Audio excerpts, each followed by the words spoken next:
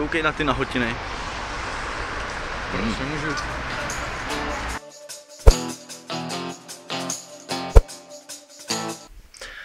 Takže ahoj šici, já vás vítám u nového videa, který je o tetování, který si dneska nechám udělat.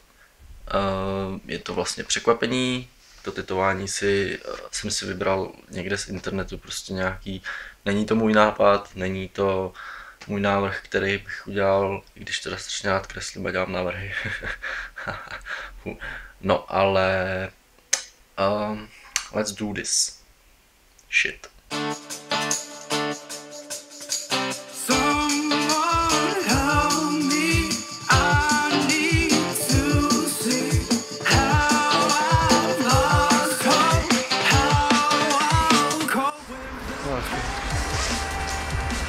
Jdeme na tetování.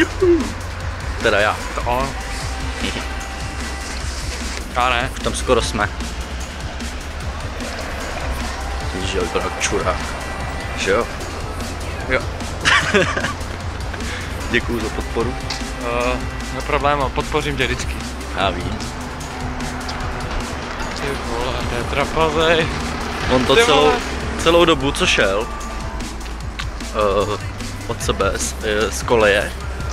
Tak jsem dělal, že píšu na telefonu. Jsem dělal, jo, že píšu. Já jsem mu říkal, ať točí prostě to video, že jo, jak jde. A on celou dobu, jak to natáčel, tak měl u toho zaplej blesk. Takže trošku trapas. Jak dělal, že píše, a přitom měl zaplej blesk. Vtipal.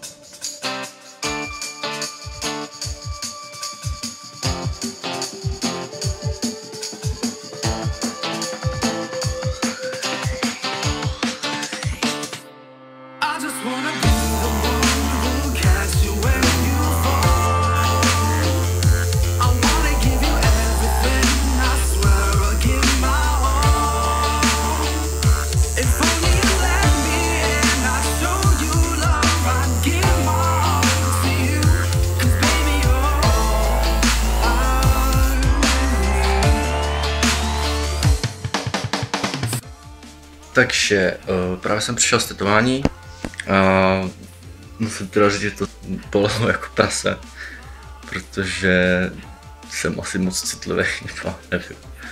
Jsem teda strašně spokojený s tím, hrozně se mi to líbí. Asi jste teda zvědaví, co mám, nebo myslím si to tak, že tady je to tetování, no teda.